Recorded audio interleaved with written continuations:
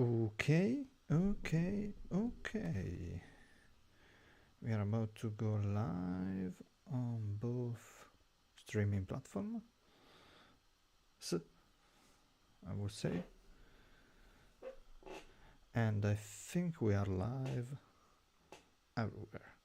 So, welcome back. I'm likely a little bit off center. And we are back again with Proxmox VE with Terraform. We are almost there, I want to say, especially because, well, let's recap a bit from last week, which means that I need to do this, and I need to do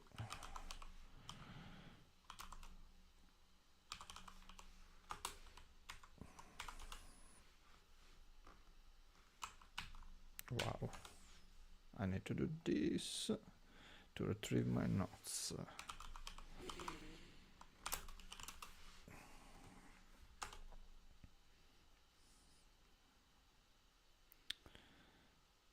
And indeed, I am retrieving my notes, which I will share in just a couple of seconds. If I recall correctly. Yes, and yes. Okay, some new stuff maybe. Let me zoom in, because I actually took some time to review the stream that I did in the past few days, the past few weeks by this point, and I have noticed a few things. The things I've noticed is that, first of all, there is a constant fan noise that is audible in the recordings, and even my chair is audible in my recordings, so I expect that maybe I need to tweak the configuration of the microphone.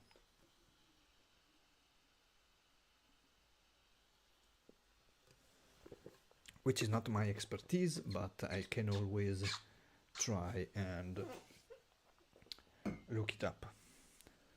The fact that you can hear my keyboard instead, I don't mind.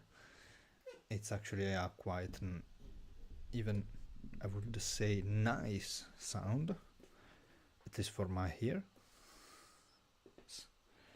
And many other people would probably not agree with this, as they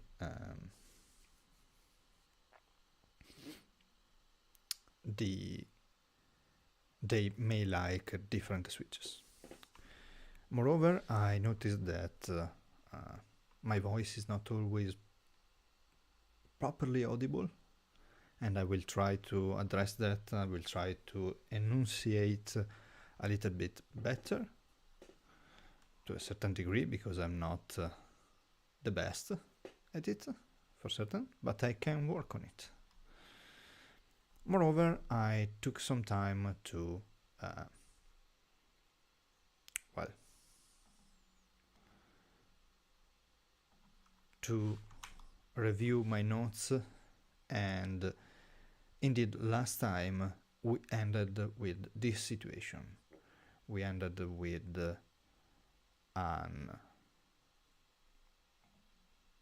this is better for me. A situation where we completed Proxmox as well, and we completed the configuration for we previously completed during day one, I would say. Oh no, it was the opposite. Proxmox VE configuration was completed in day one.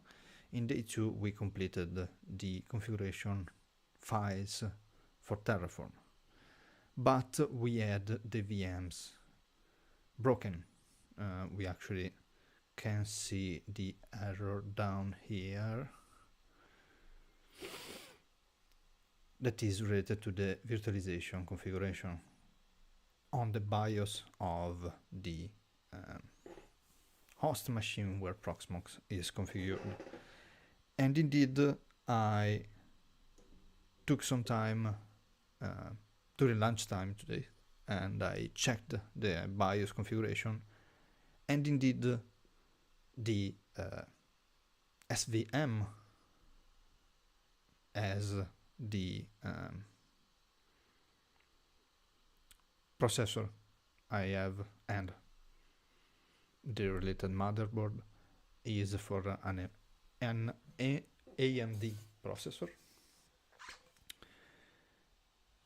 So I did not enable that one, and for that reason we got that error I expect. Today we will ensure about that.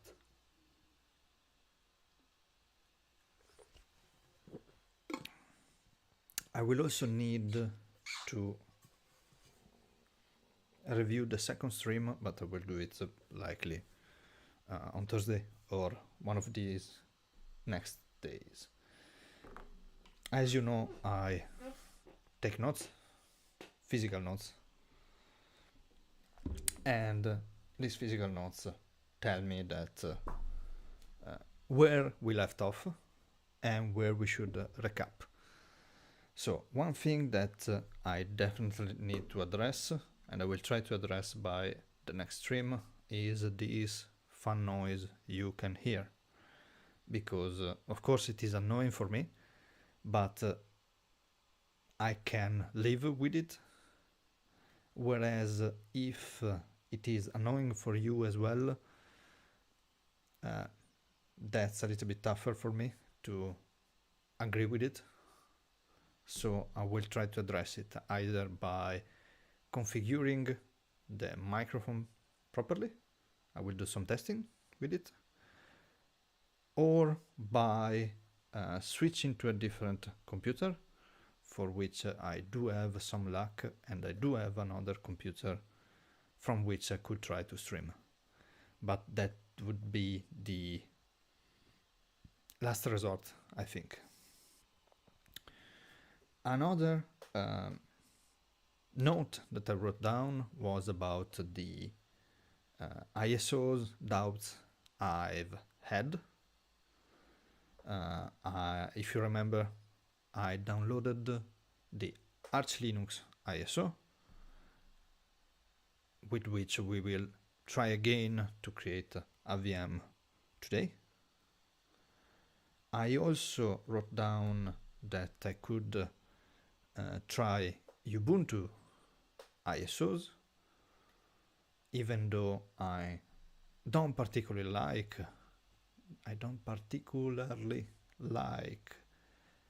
Ubuntu as an operating system. I know for certain that eventually I will need to use Debian, as some projects I want to work with are based on that. So I don't have any choice, at least currently. Maybe in the future, after trying with Debian, I can also try to convert, let's say, the information for a different operating system to my liking. But it is far in the future, definitely.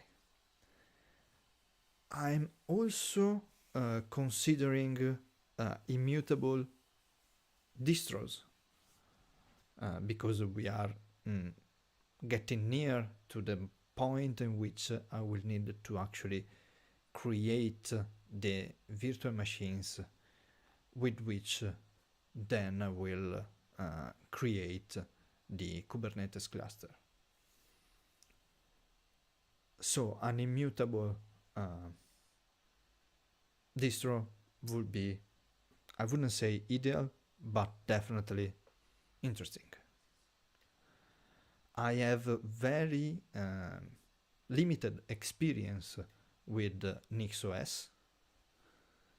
I know for a fact that there is another one similar to NixOS.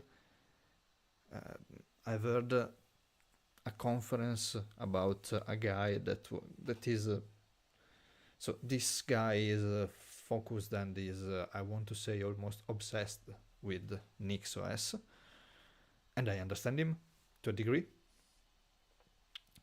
And he did I don't remember if it was a conference in Oslo this year or maybe in Belgium, I don't remember, but he talked about NixOS, and he mentioned that he was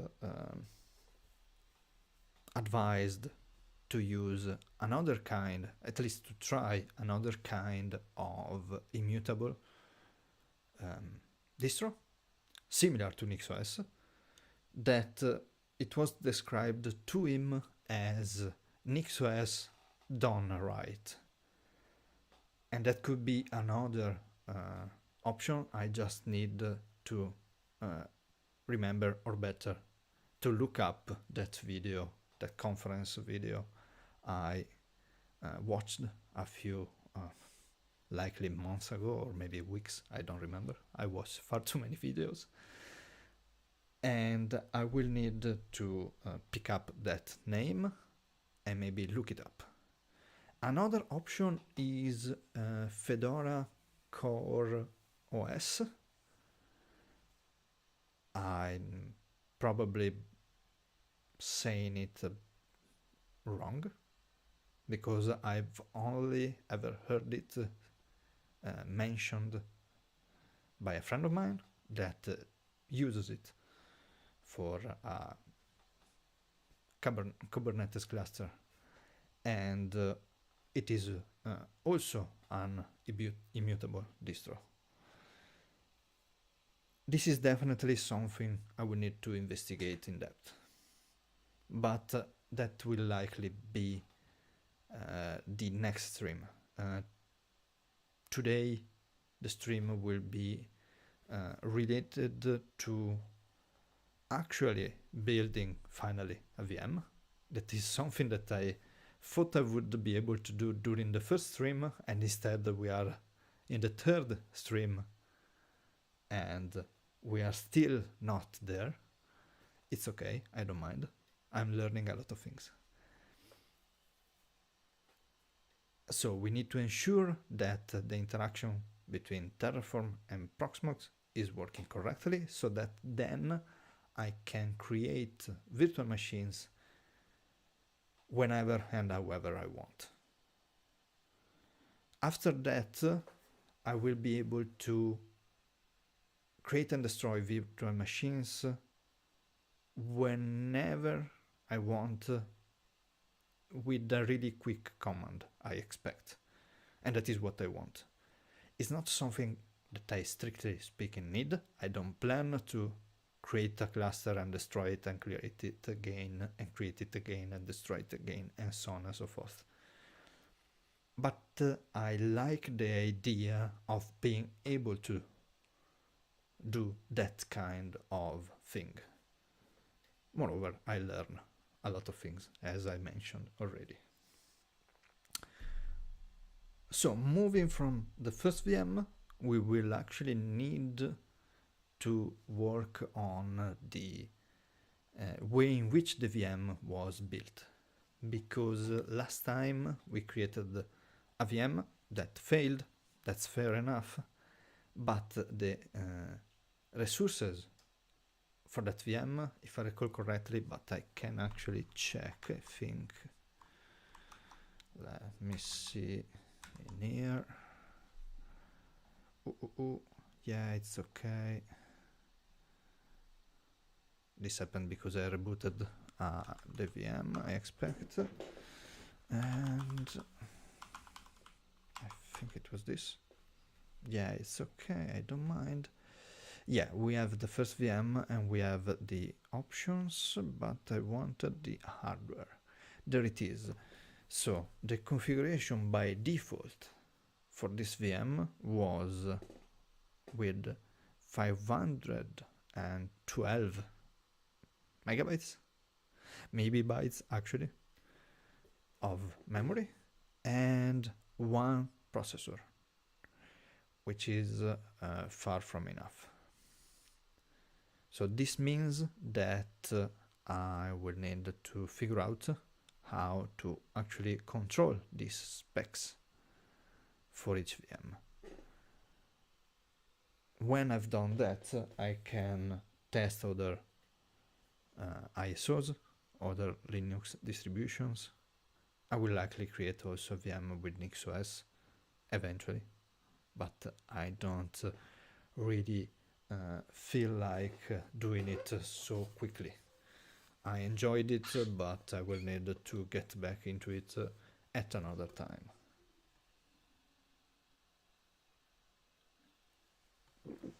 To be clear, let's not work on too many projects at the same time. One other thing I worked on, and you can see in here on Joplin that I have another notebook and quite a few notes that were not present before. I worked on annotation for myself because I actually need to remember what it means when I do things, and that is something that I often make a mess about. So taking notes, even like this, where I explain that I use crossed out text for a specific purpose, and I use italic. I apologize. I use italic text for another specific purpose is important. And it is important for me, but also for you, because eventually if you get access to this kind of information, you will likely find places in which those are used. So for example, in here, I completely scrapped this and written again what was there. I was likely in a moment in which I was tired. This was completely missing, so here it is. Of course, this is not in italic, but that is a code block, so that's fair enough. And so on and so forth. So a lot of notes. The conclusion after the stream is indeed repeating what I have already said. Pre-stream notes. Again, previously I used and I planned to create this file for each stream, so a new file for each stream, but I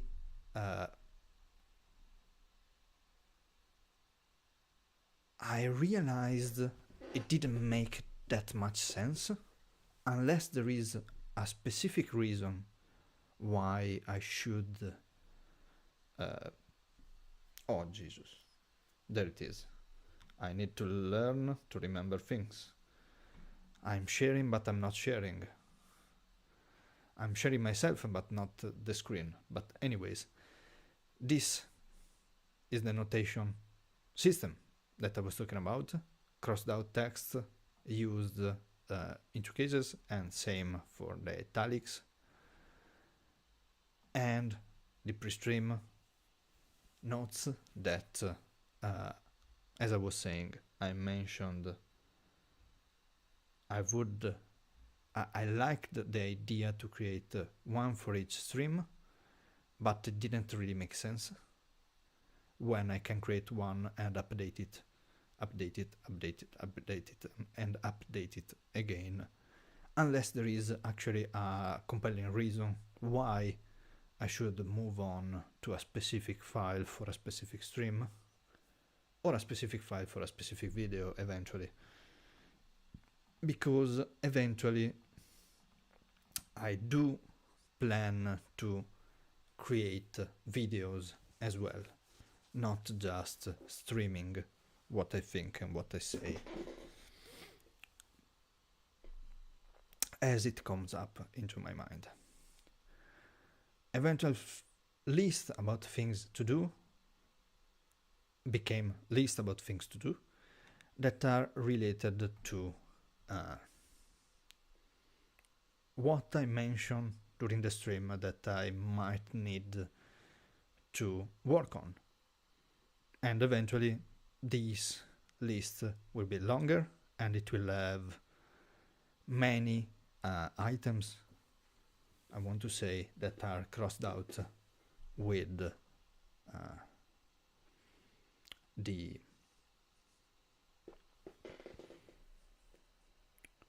fact that it was managed in a specific video or in a specific stream.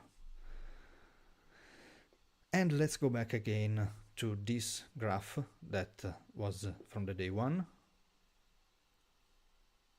which is then turned into this graph in the day 2. And now we will create a new note that is day 3, that is today, again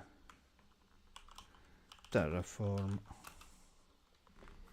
plus Proxmox VE. Eventually maybe I will be able to type in this keyboard without having to look at it every time or most of the time.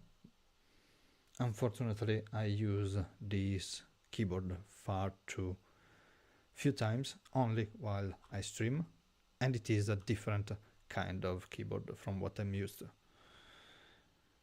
But I will get there as well. So what do we do today? I mentioned it before, we will actually try to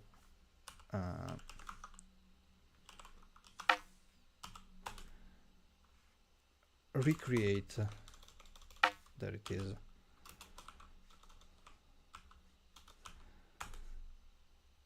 again the first VM. And I never actually checked these two files. So actually first we will check these two files that may belong, maybe, oh no, why is it a binary file if it is a log? This is not cool. Let's see it anyway.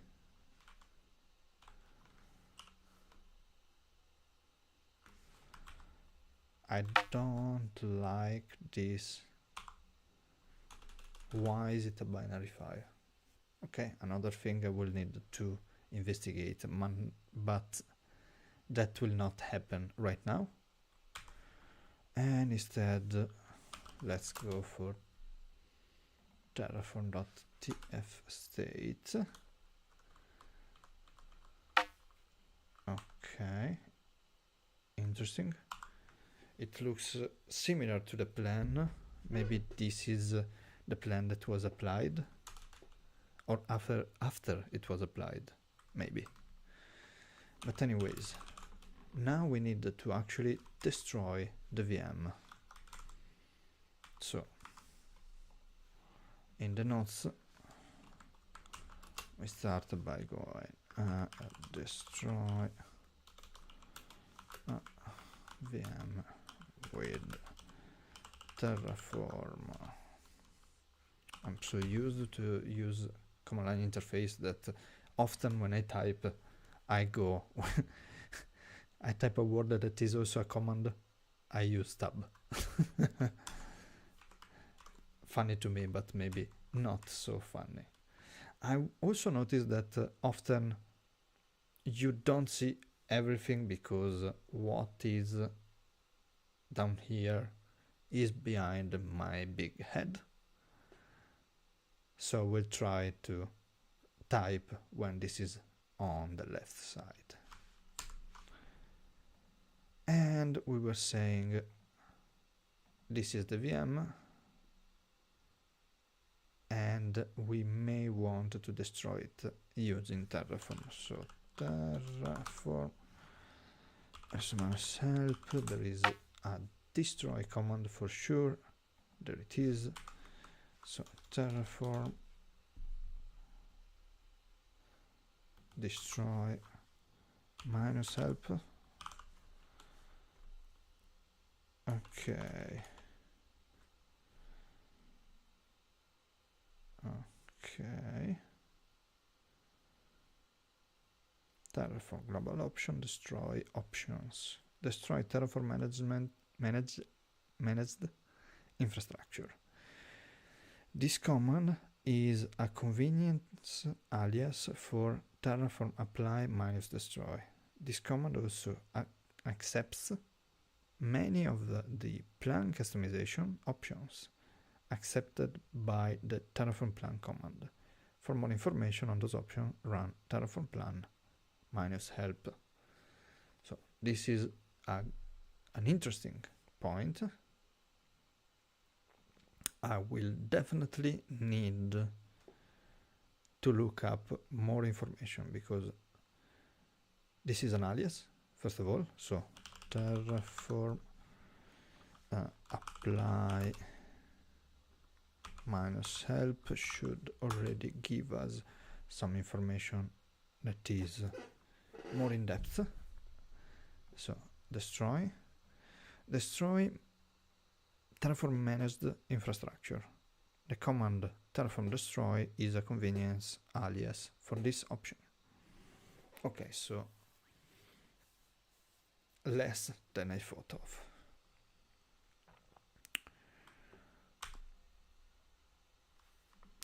So maybe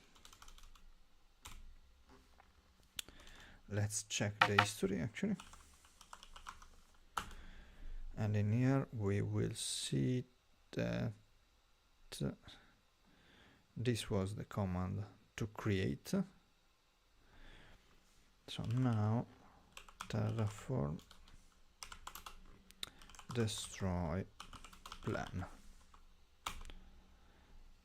Destroy can't be called with a plan file. If this plan was created using plan destroy, apply it using Terraform applied plan.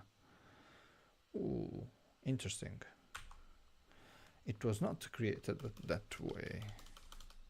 So maybe, just maybe, I just go Terraform destroy. Refreshing state. Error. Destroy. No, wait. Oh, will be destroyed. Yes, okay. Terraform used the selected providers to generate the following execution plan. Resource actions are indicated with the following symbols. Minus will mean destroy. That's great. And that's correct. Do you really want to destroy all resources?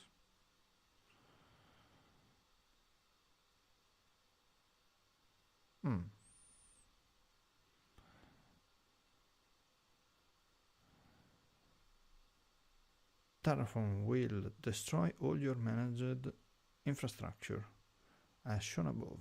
There is no undo. Only yes will be accepted to confirm. I'm actually kind of confused, I want to say, because I don't understand if also the ISO will be deleted completely. I think so, actually. And honestly, I will say that yes, I will accept this. I do have my ISO locally as well. Let me check just to be sure.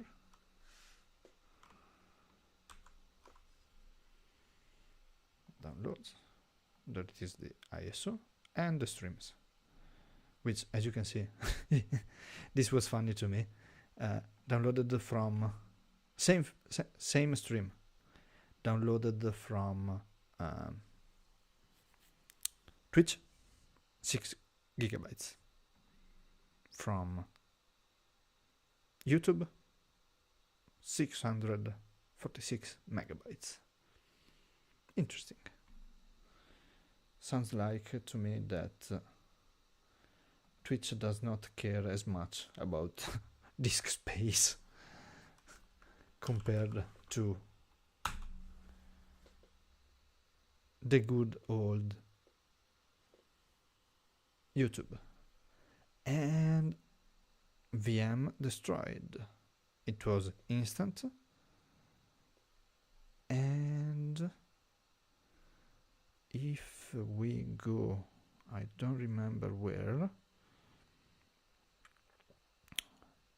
Okay, local ISO images. The ISO instead is still here. That's interesting. And unhappy mistake. Yeah, I need also to be careful about the microphone, because whenever I touch it, it is really loud in the in the stream. I noticed, but it's okay. I will try to be careful and not touch it as much. So now instead we go again, Terraform apply, written correctly maybe, plan.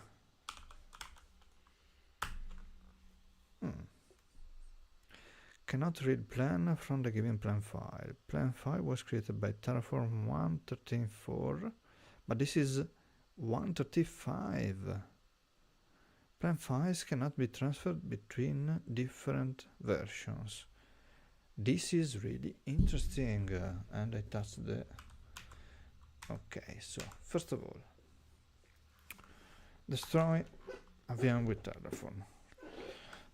To destroy a VM, or better, a resource with Terraform, we use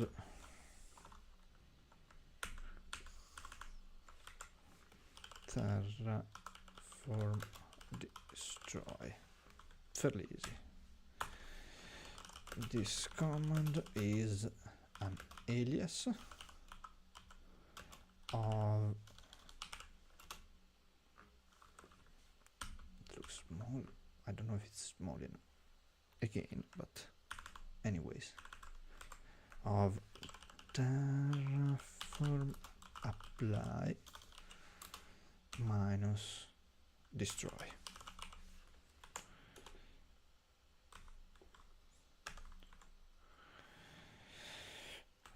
The command accepts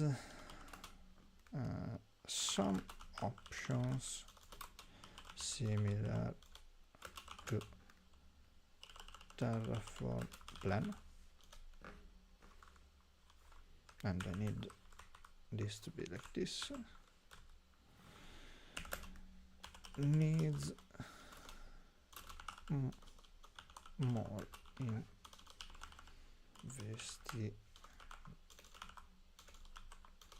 I can find it, investigation. And not only this,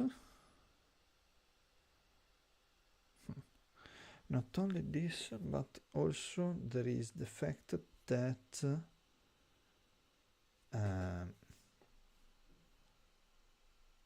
after Terraform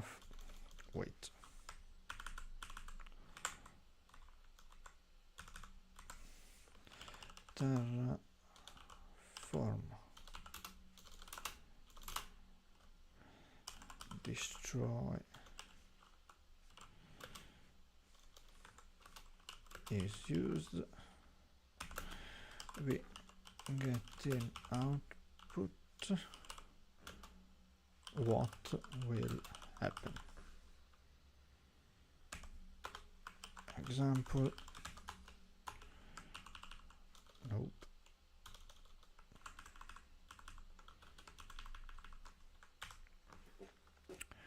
Example is this.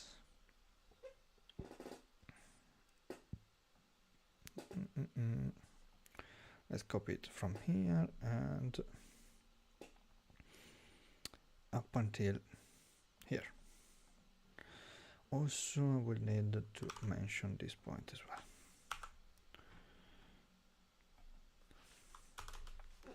If yes, nope, yes is type the destruction will happen. This command, this command, not this command, the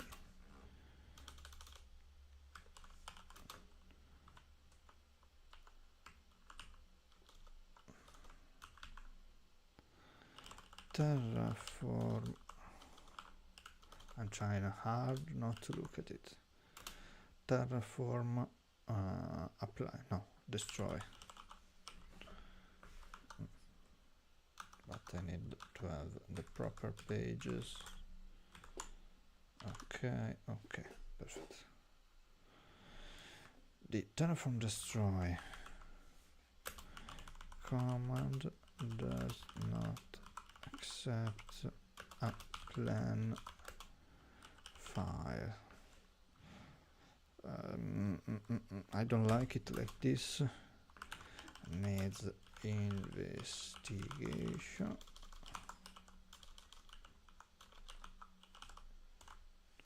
Again, something I will not investigate right now.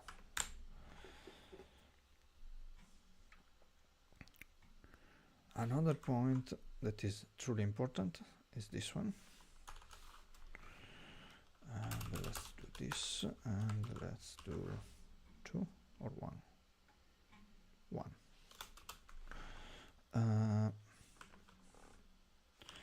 Terraform version. A plan created with a Terraform version cannot be used with another Terraform version. It's not too much of an issue, but that means that I cannot save the plans.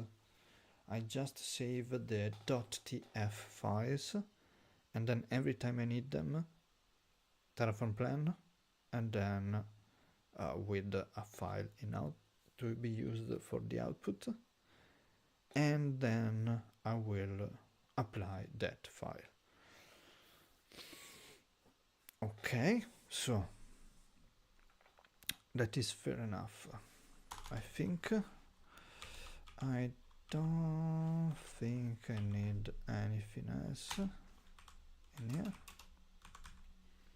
apart from some drinking water, as I feel thirsty.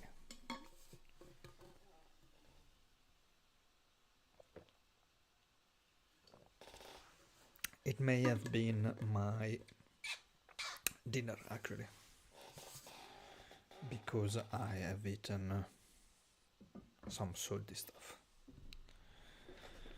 It's okay. Yeah, I need to be more careful about my microphone. Maybe I will find a better solution for the microphone itself.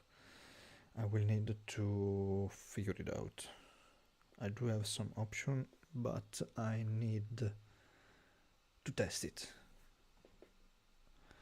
I need to do a lot of testing related to the microphone, it seems. I will take actually a note about it later. That is why I have this notebook. So we can then try to recreate the virtual machine, this time to making it work by running Terraform plan. We should see that everything is correct, so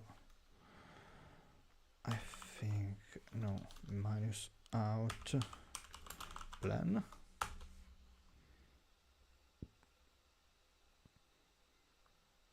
Okay, that seems to me that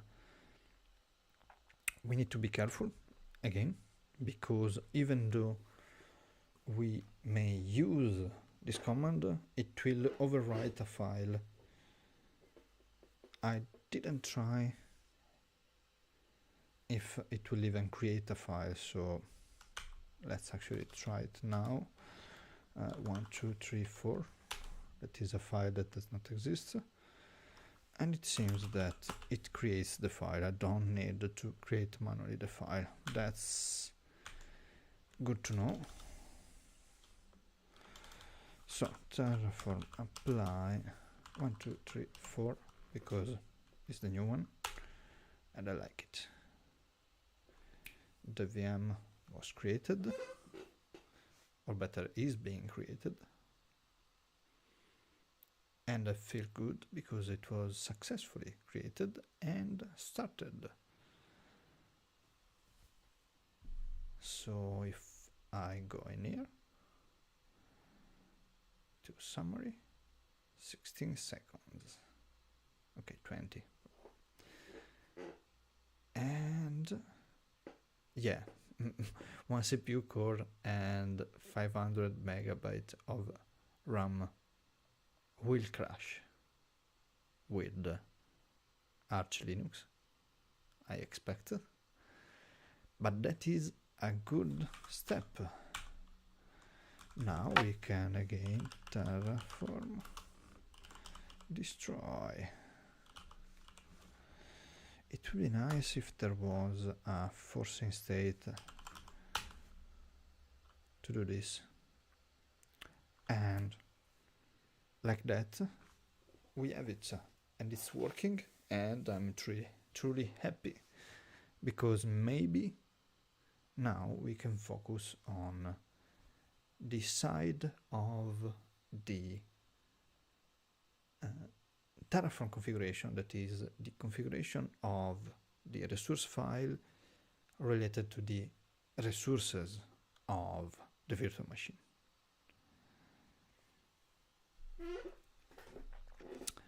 Nice. I do have an happy face, and you have likely seen it. So, perfect. BIOS tweaks. Yeah, like this. As expected.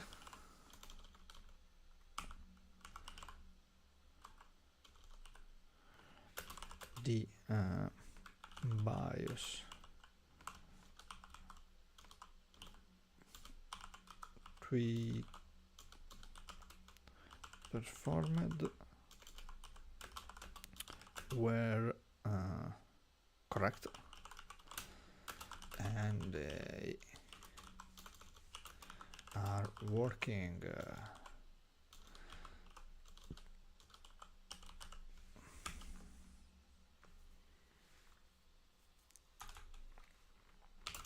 I don't need anything more than that.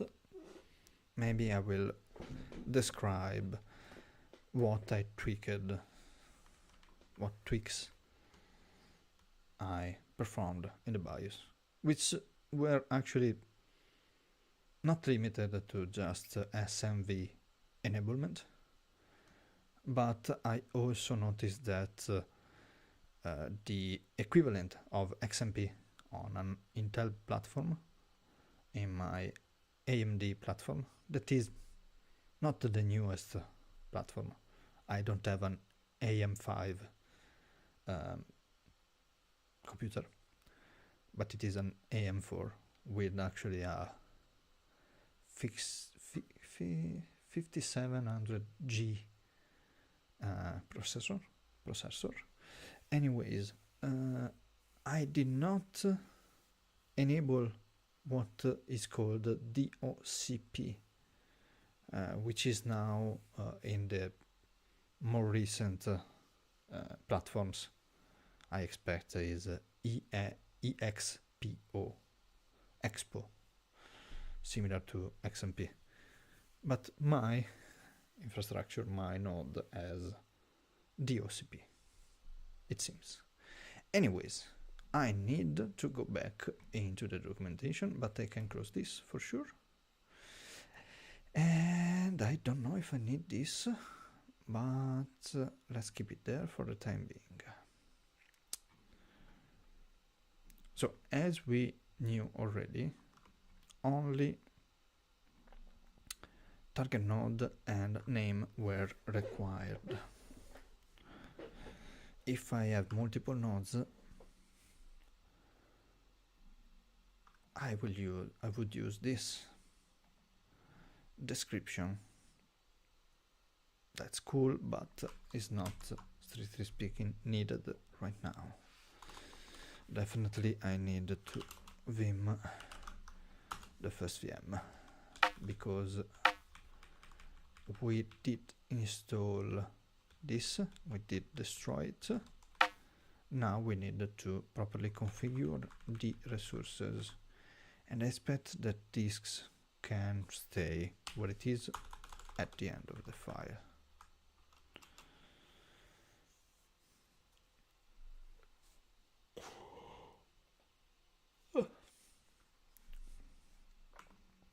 Sorry, I'm fairly tired. BIOS.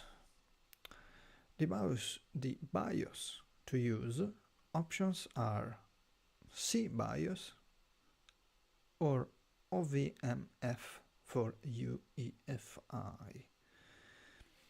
Okay, I don't need UEFI, so I can use currently CBIOS. I will still need to better understand the differences between these two, because as you can gather from my words, I have no idea about it. So let's take a note about that. Again, like this, BIOS of the VM as per the documentation. We can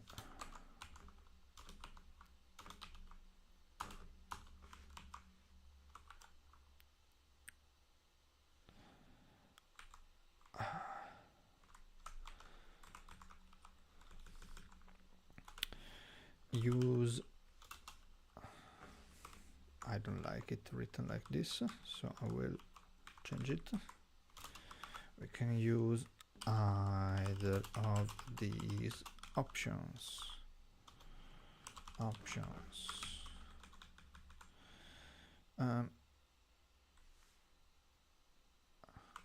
These options are currently obscure to me. Let's investigate the gate.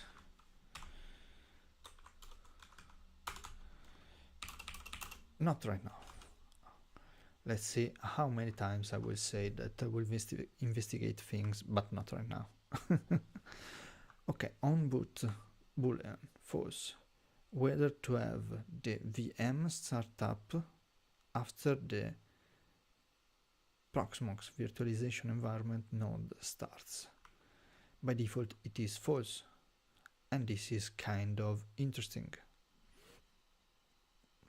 And we are still top level. So this on boot is something that I can indeed write here. On boot. In my case, it would be true, and I expect this is correct. I mean, correct syntax for the .tf file. It is also correct because I will definitely accept, or better, agree that when I start my Proxmox host, in case I were to shut it down for some period of time during the day when I don't actually use it, which is often right now, but in the future I expect that it will be much more used, as there will be an infrastructure running on it. But anyways, I do plan to try and see that I may start it on LAN or things like that. I need to investigate that. Again, not right now. It's the theme of the stream, guys. So be careful about it. Anyways, on boot, putting it to true as a boolean, I think it's fair. Startup. The startup and shutdown behavior. And there is a page dedicated to it. Maybe? Yes, automatic start and shutdown of containers. Containers, not VMs. But that is interesting because it means that I can create some virtual machine that I start and stop at specific times of the day. I don't really see a reason why I would do that right now, but I see the perks of this feature. Okay, VM state running.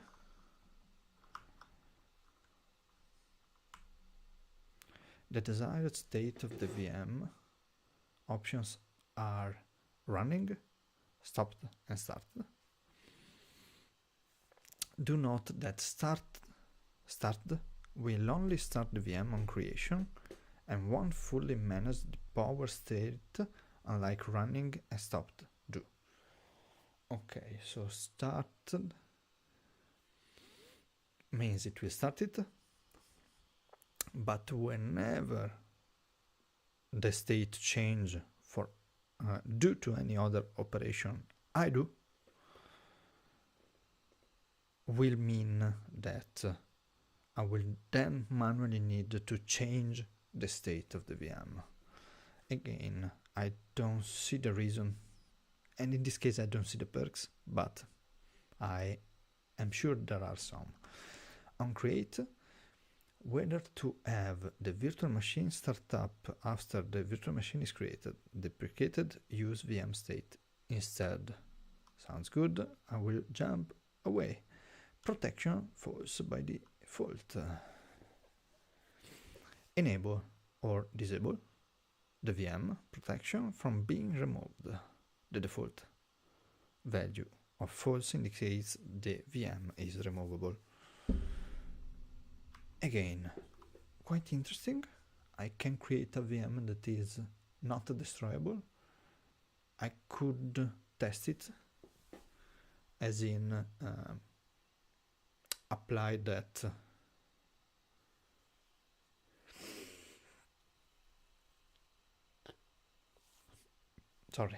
that modification to the TF file. I will not do it right now, but I will test it eventually. Tablet. Enable, disable the USB tablet device. This device is usually needed to allow absolute mouse positioning with VNC. Okay, it's true by default. I will leave it true. I'm not too sure.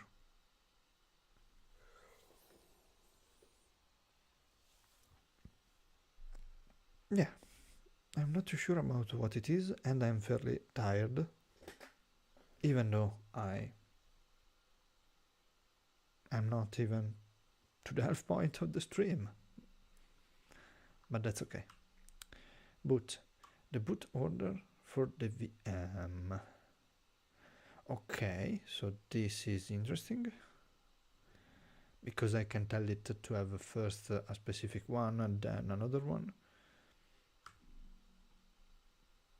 I don't think I will need that.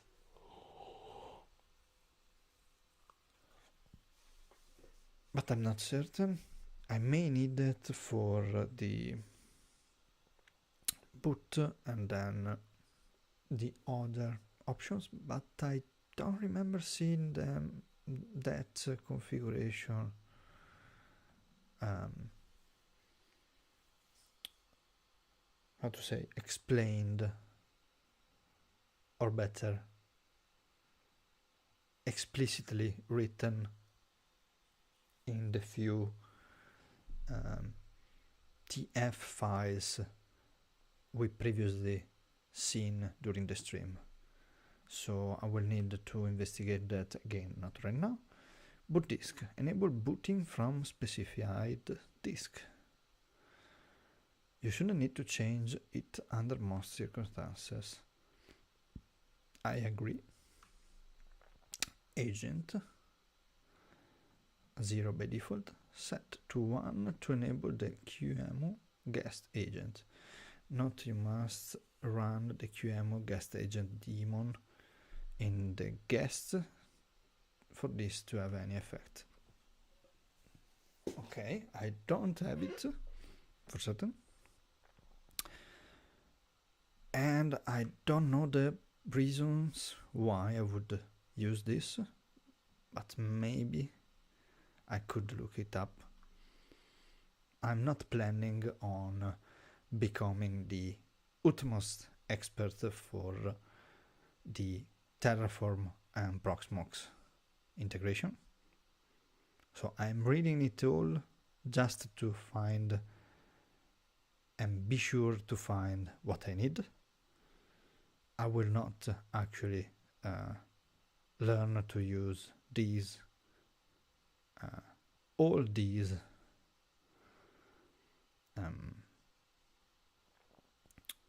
attributes, especially not soon. Maybe in the future I will get more in depth, but not right now. If set to true, the PXE, enable PXE boot of the VM, also requires a boot order be set with network included.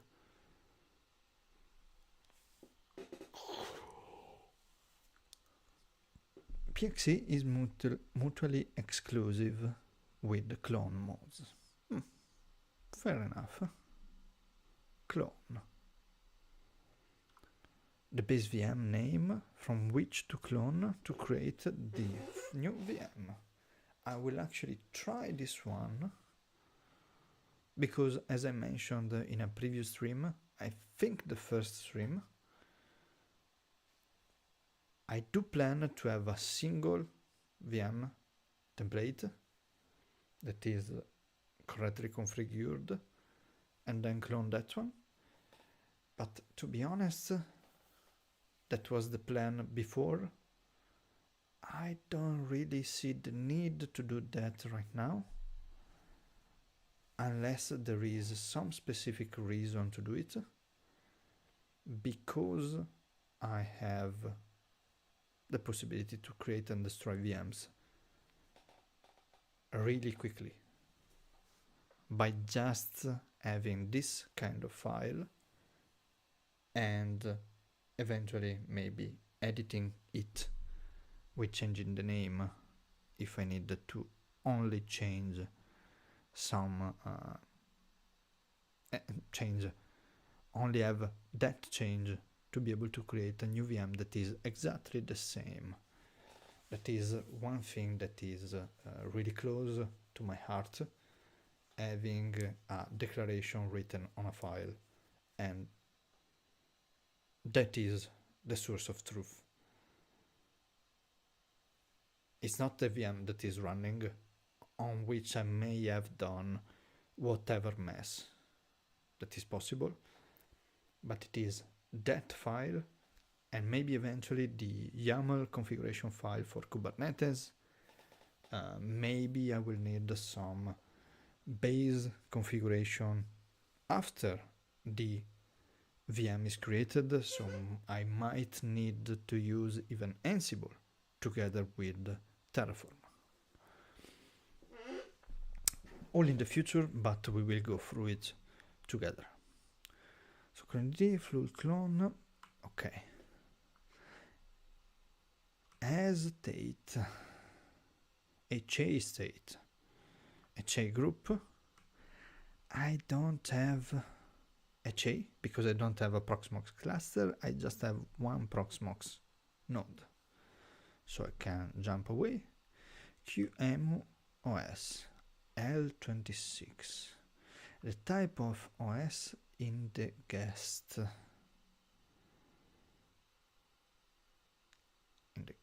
Okay. Set properly to allow Proxmox to enable optimizations for the appropriate guest OS. It takes the value from the source template and ignore any changes to the source configuration parameter.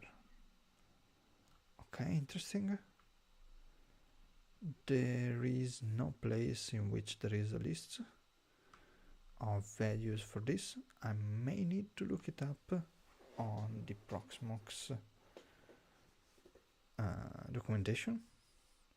Memory, and there it is.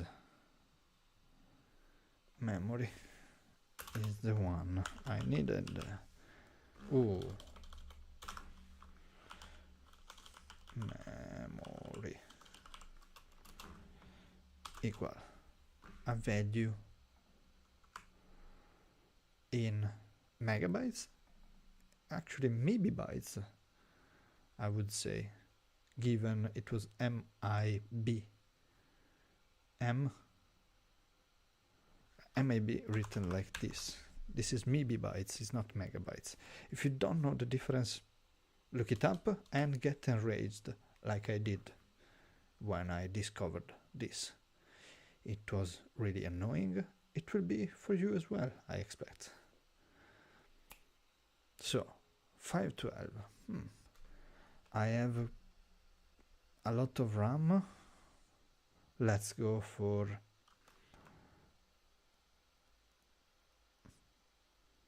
so let me think. I plan to have quite a few VMs, likely 5. So maybe let's go for 4 gigabytes actually, not 40. 4000 maybe bytes, but we will see actually what is used. Balloon 0. Ballooning is something I need to better understand because I know the concepts, but let me see. The minimum amount of memory to allocate to the virtual machine in megabytes. When automatic memory allocation is desired, Proxmox will enable a balloon device on the guest to manage dynamic allocation. See the docs about memory for more info. I don't think I want that, but we will see in the future. Hot plug. Command limited list of hot plug features to enable. Options, network disk, CPU, memory, USB. Set to 0 to disable hot plug.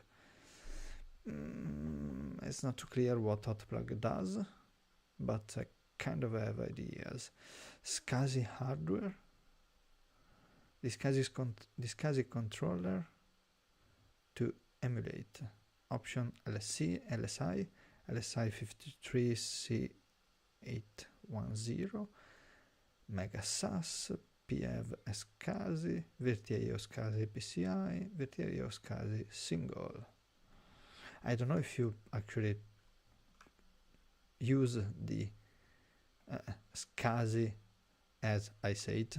Maybe it's just a way we Italians name that, but yeah, that is what we usually say. Pool, the resource pool to which the VM will be added. I will leave it as is, so empty. Tags, this will be useful, and I want to be able, I want to see what is written is a string. So let's go like this, and let's write 1 2 3 4 5. Why? Just to see where it comes out and how can I use it, because it may be really useful. RNG, the RNG device to add to the VM, more info in RNG block section. Okay, TPM state, same as before, force create false. If false and a VM of the same name on the same node exists, Terraform will attempt to reconfigure that VM with these settings. Set to true to always create a new VM. Note the VM, the name of the VM must still be unique, otherwise an error will be produced. Okay, so this confirms the fact that I need to change the name of the VM if I want to create another VM with the same specs. Either whether it is false or true, this the name change needs to happen. But it's nice that if I change this configuration, it will be applied again to the same virtual machine, instead of destroying it and recreating it or whatever. Yeah, so S-type is something that is giving me a lot of issues, and that is why I have doubts, because the options are limited to Ubuntu, CentOS and Cloud Init, and it's annoying. I need to investigate this one. Okay, force recreate on change of. If the value of this string changes, the VM will be recreated. Useful for allowing this resource to be recreated when arbitrary attribute changes. When arbitrary attributes change. An example where this is useful is a Cloud Init configuration, as the CI custom attribute points to a file, not to the content. Okay, interesting that is close to the CI.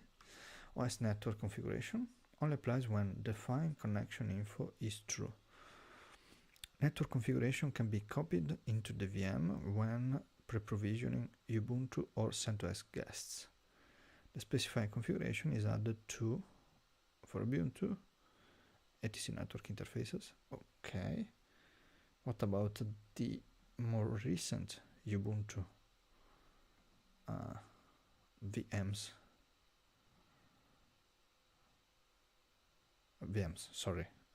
Operating systems that support NetPlan.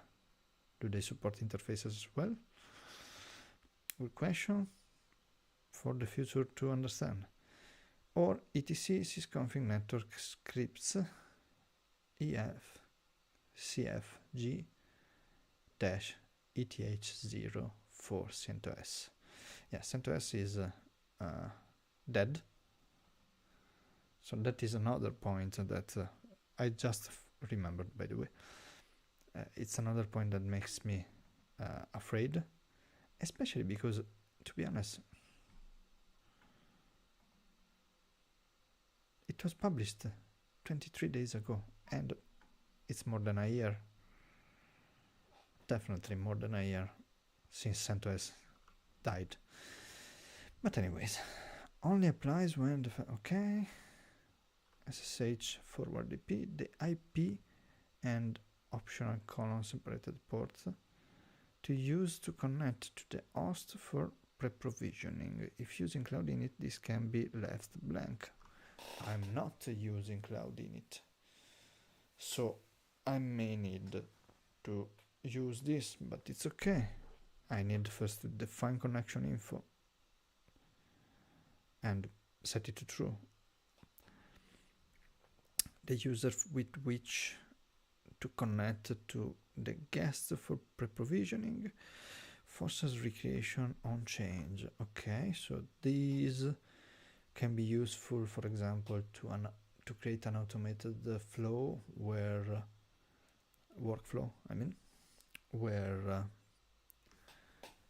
I create the VM and I trigger at the end of the creation somehow the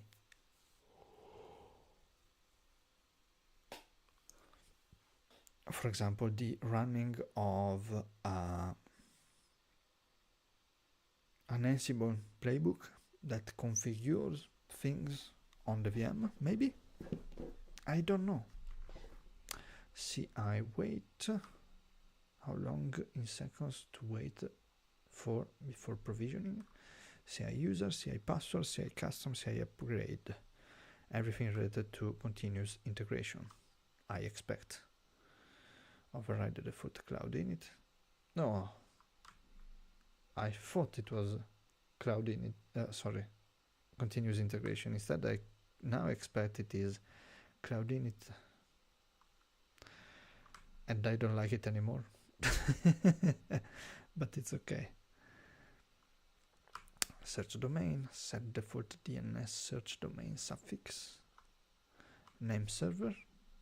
In the future, I will deploy my own DNS server internally in my house, so this will be useful for that. SSH keys, new line delimited list of SSH public keys to add to authorized keys file for the cloud init user. For the cloud init user, oh Jesus, this fucking cloud init, I think I will need to figure out better what it is. I still did not find the processors. ipconfig, ipconfig1, automatic reboot severity, skip IPv4, skip IPv6, agent timeout, and current node, something that is computed. Okay, CPU block. Okay, this was the one I was looking for, I guess.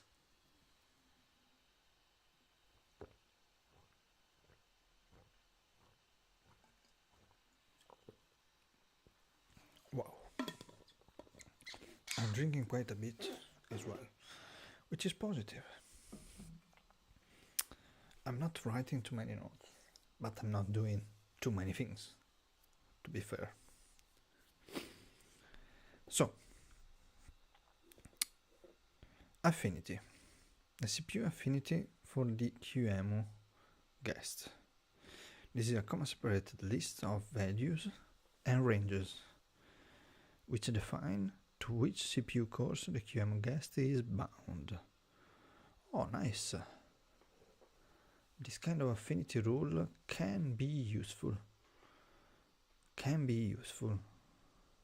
I will need to figure it out. But definitely is a CPU block is similar to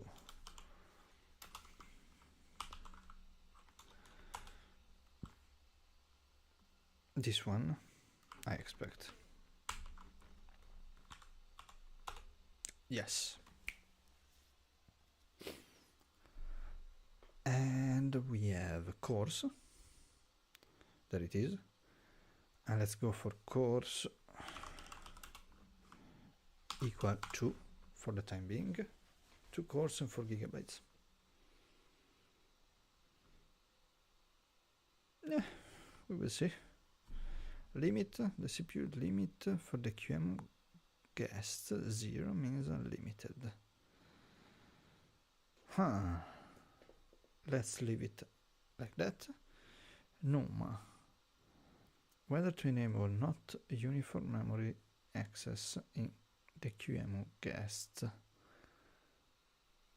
I don't know what it is, and it is related to the CPU, so maybe something related to cache, memory access. I don't know.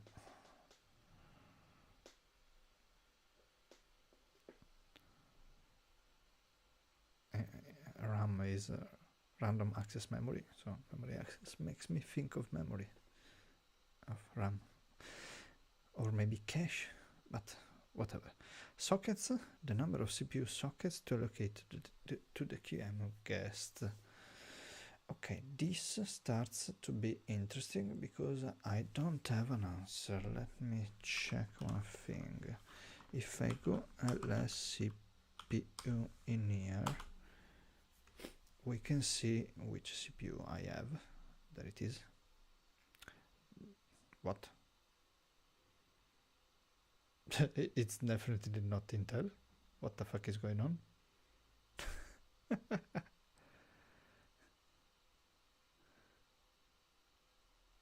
Okay, this is odd, to say the least.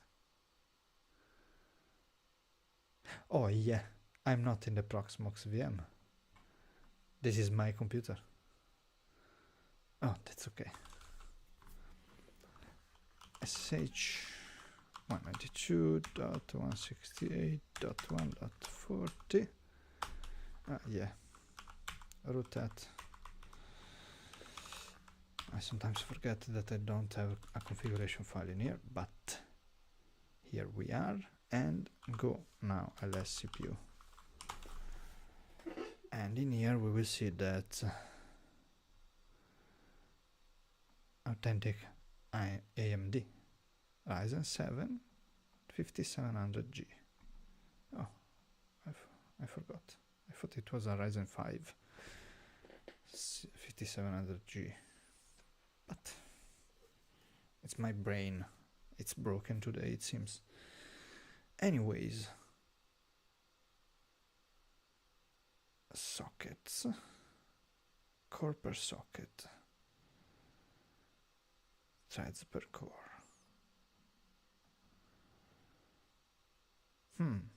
So definitely one is okay.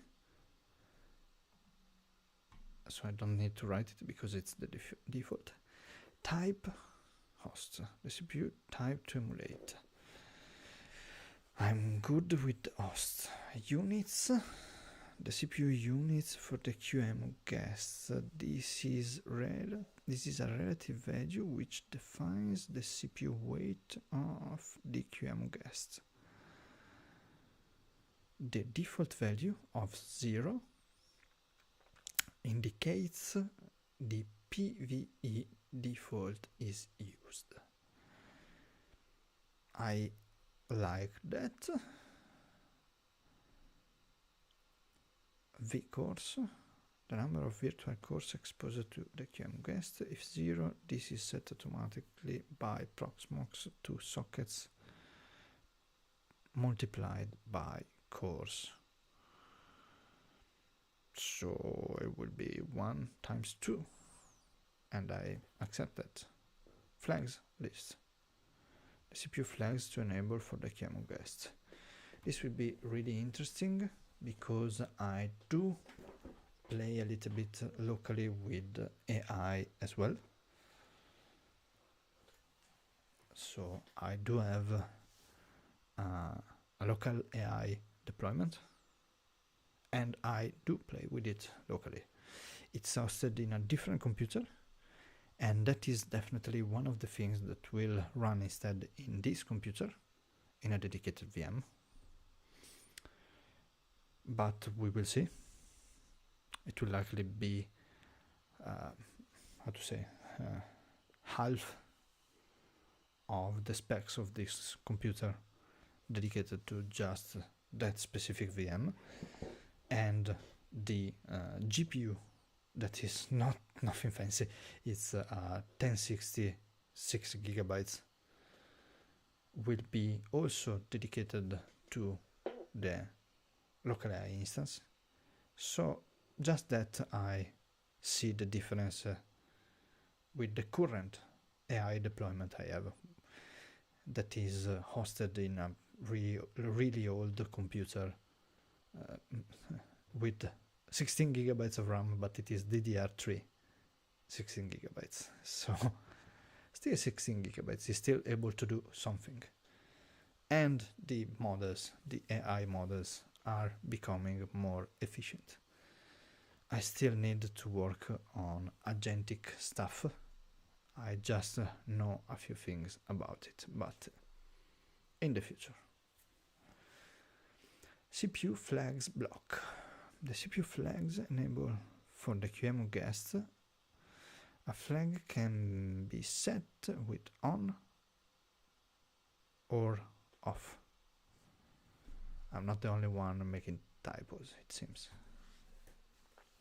When a flag is specified, it will be set to the default value in PVE and will be inherited from the CPU.type. CPU.type, it's this. Okay. And there is stuff related to AMD.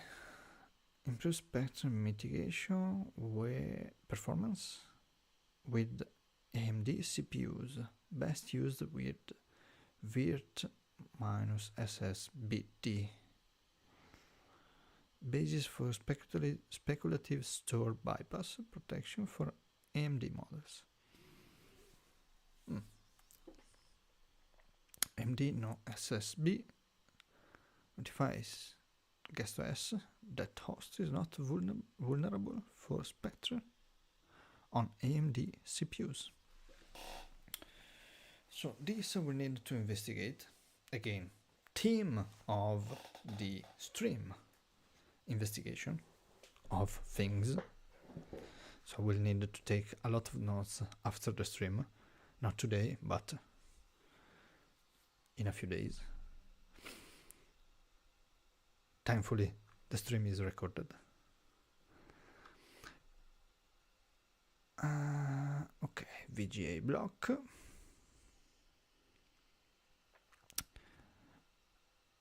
Display devices. I don't know if it's related to GPUs as well. Again, I need to investigate. Network block. I will not do anything about the network block currently. This block, same. I've done enough for the desktop and for the disk block. I expect. I read Santa, and to be honest, we are close to his arrival. Okay. Cloud init block, disk block, pass-through block,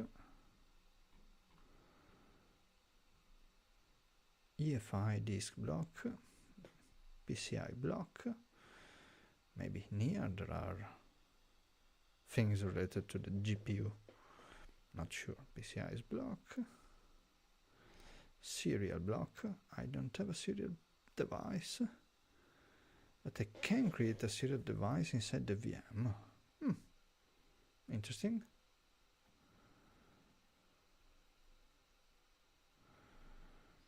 TPM block. USB block. I'm not sure. Mapping port spice. Okay. Dune again. RNG block. SM BIOS. The SM BIOS block set SM BIOS type 1 settings for the VM. Family, manufacturer, serial, product, SKU, UUID, version, attribute reference. Okay, so it's very few information, but I will save it like this,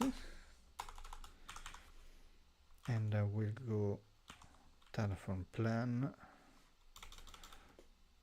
1, 2, 3, 4 again. So we know that 1, 2, 3, 4 has 4 gigabytes and 2 cores. So now if we go Terraform apply 1, 2, 3, 4, and we go in here, we find this having 2 CPU and 3.91 GB. So odd, but good. If we go console, we see Arch Linux.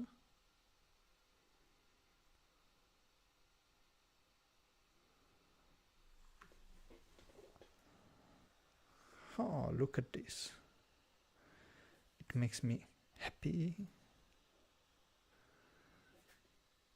Of course, this does not have any network configuration, and also it is it needs to be installed, so we'll definitely use a different ISO. I already decided that actually before the stream. I do know how to install Arch, and maybe one of these days I will manually install Arch and show it to the stream. It's fun. I don't remember everything by memory. I do remember most things, but the Arch wiki is very well written and it is really helpful in that case. But again, it is not this day, as they say in a very famous movie. I do like seeing this because it's a win for this stream already. I still need to create this, and I will need to take a note about it later, but yeah, as I mentioned, I reviewed the first stream, not the second one, and the second one was where I talked about Codeberg. Now, let's look into retrieving, first of all, Ubuntu.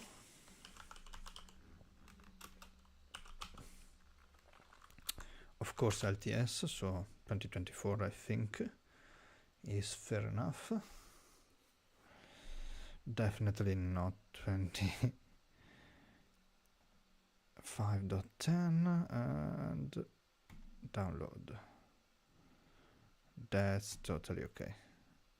The funny thing is that, look at this, 3 gigabytes. Jesus Christ. I don't like Ubuntu. Oh, look at this. You see my language. Who cares? And then we will need to look into Fedora Core OS.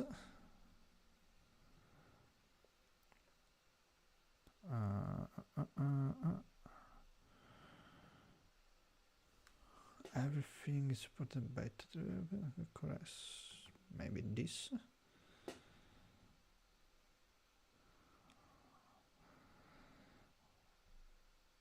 New announcements, Fedora magazine.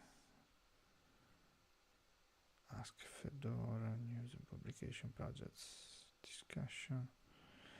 Where is why Fedora Core OS? Container based secure. There it is. Minimal OS with automatic updates, scalable and secure. Flexible. Is it immutable? Minimal.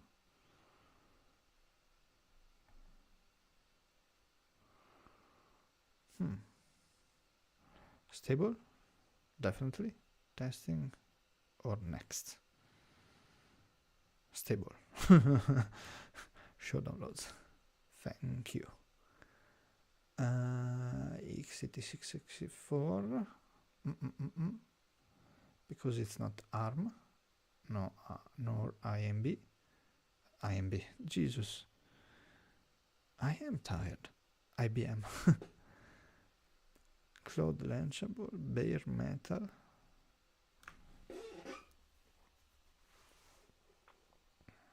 Virtualized. Oh, look at this. Interesting, but no. I will download the ISO. Stable for x86-64. That is what I'm looking for. What size is it? Oh, look at that. Less than a gigabyte. I truly like that. It may sound silly, but yeah, the worst that I've encountered in my experience is Red Hat Enterprise Linux. It was 15 gigabytes of 15 gigabytes of ISO, because with that ISO you can install every single version from the minimal to the desktop version, if there is one, but I expect it given the size. Infuriating. I had to delete stuff to be able to fit it inside my Ventoy USB stick. That is not small, it has 32 gigabytes, if I recall correctly. Mindless. I like also that word, but investigation is the word of the day. So definitely these were downloaded. I can now upload them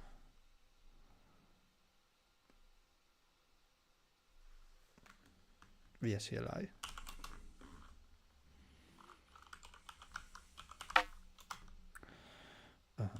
Downloads. -L, and we get Fedora OS and Ubuntu 24. Okay, so SCP of Fedora OS to root at 192.68.1.40, where I don't remember, but if I go history, I will find it. There it is. Let's see if I can put it directly in here. Yeah, certain things I do type them manually, other things I don't.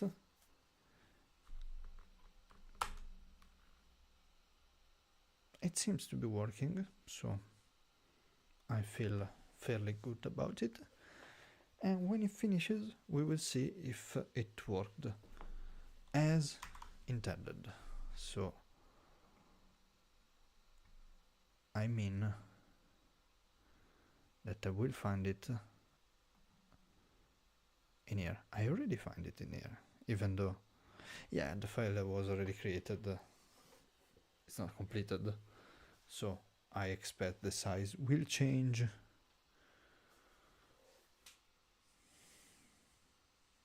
Eventually. Maybe if I move, yeah, I expected that.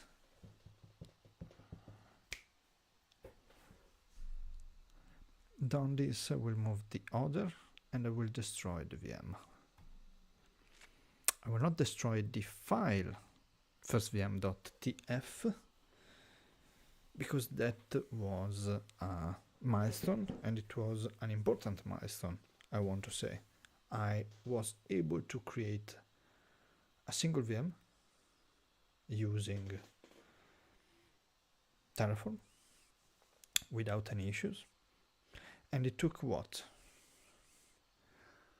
Something like 5 hours and a half from 0 to hero.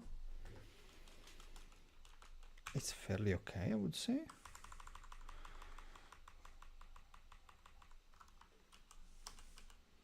I don't pretend to be the best, and I don't care for being the quickest. I do get there. That is my perk, let's say. if I have an issue, you give me the time, I will find the solution. Maybe I will not be able to implement the solution because it's beyond my capabilities.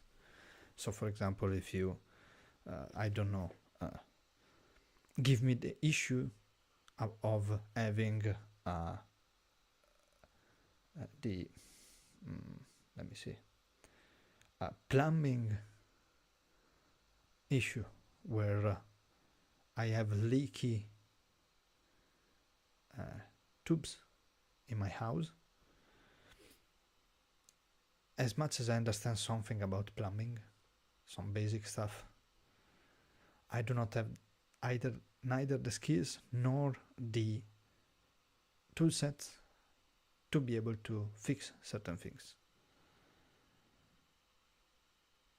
So maybe I am able to change an O-ring, but I will not be able to change a valve, for example, because I don't have the proper tools to do it, nor I don't have the replacements, and I don't have infinite money. With infinite money, I would probably be able to manage all kinds of issues. One day maybe I will be able to have such a situation.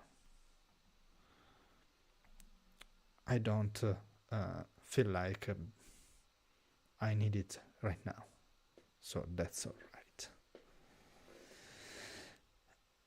And I'm actually stalling for this kind of operation to complete, and maybe I can write some notes about things.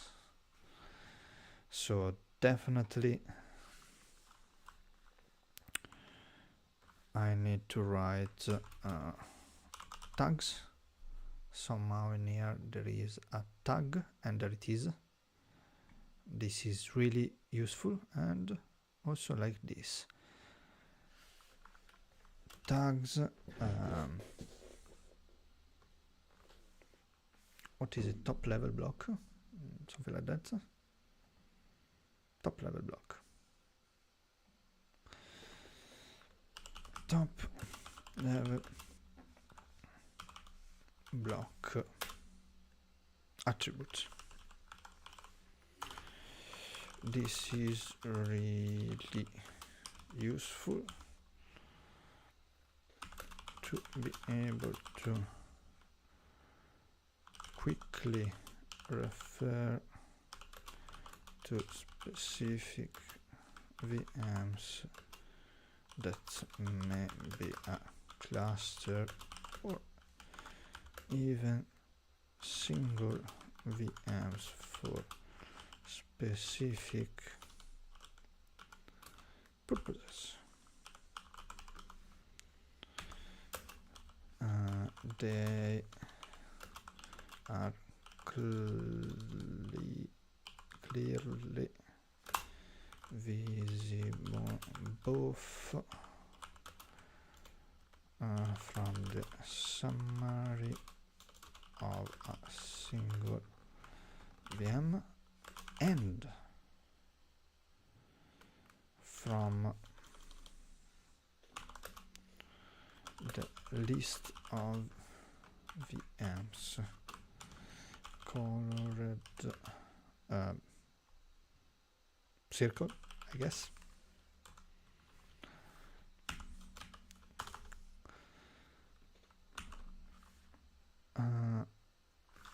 There was on boot something, I don't remember. If I recall correctly, that is useful. Yes, so cat first VM, and indeed we have memory.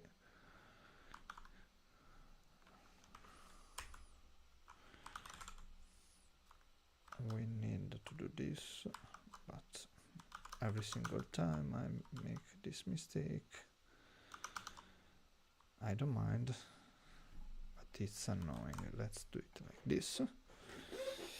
you miss a part of the ISO, but it's okay, I would say, since we have seen it a lot. So on boot, top level block attribute, this attribute sets the behavior of the when the Proxmox host is started, and we go to memory again, top level block,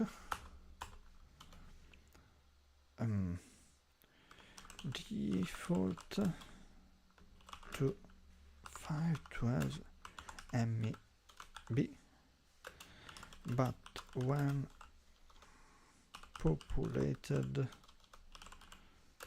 it uses MB instead.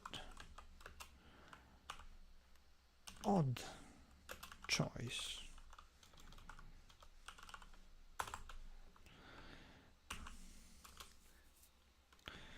CPU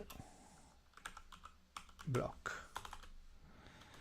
This is not a top level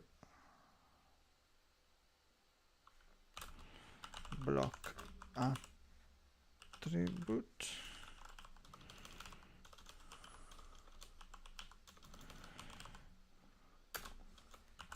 It is a block itself, therefore it needs to be written as follows, and here we go.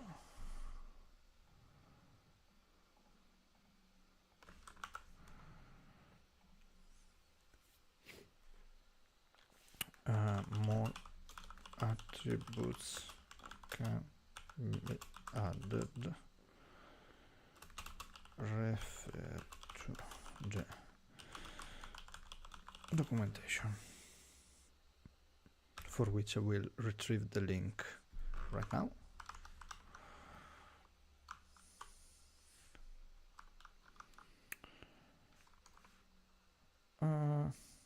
Yeah, some buffering on stream. I don't really care currently.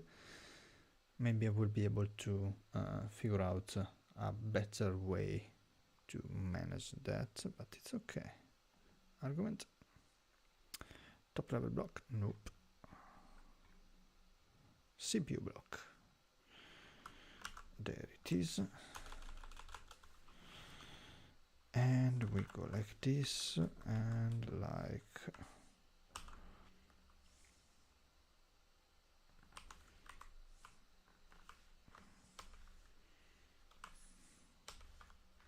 this.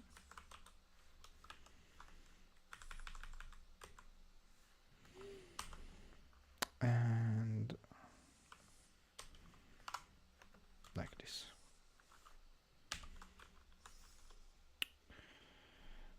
After that, we can go like this because OS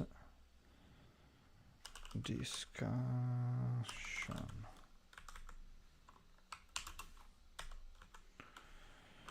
Arch Linux is nice, and I do like Arch Linux, but honestly, guys, using it as a server, I've been told before that is not a great plan. Let's say it like that. And I now can say that I agree with them. because it's a bit cumbersome. I need to basically daily go into multiple computers and update the OS. And that is honestly a little bit too much work to do. So I will move on to a different kind of solution. I'm very keen on Fedora Core OS. I may even go on XOS. I will test a little bit Ubuntu with Proxmox and Terraform just for that kind of integration.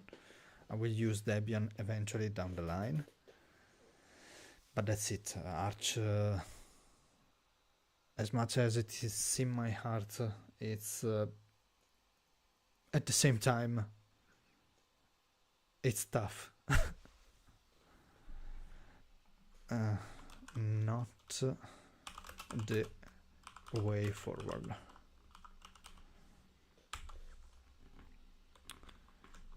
I will likely use Fedora Core OS. I will give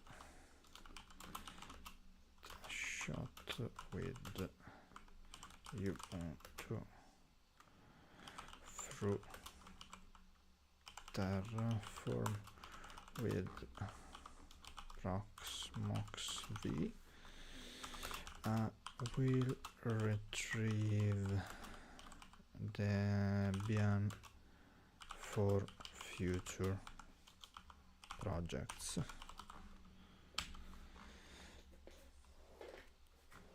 And I will likely remove the Arch Linux ISO from Proxmox VE.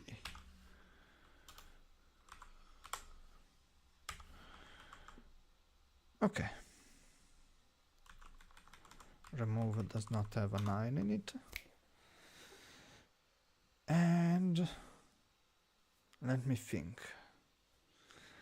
Honestly, I will likely cut this stream short tonight. I've been tired since before the stream started, but I still didn't wanna miss my appointment. But at the same time, I'm tired. We did quite a bit of work, less than usual maybe, less tinkering and more concepts and ideas, and more of me talking about things, random things even. But at the same time, we moved forward, and we always do. And having said that, I will stop the stream and see you next week, always on Tuesday for the time being. I am evaluating the idea of doubling up and adding a second stream on during the week, maybe on Friday. So I would have 2 streams where I work on things and things move forward more quickly. But it is currently just an idea. First, let's try to be consistent with Tuesday streams, and then we will see what happens. Thank you, and see you next week.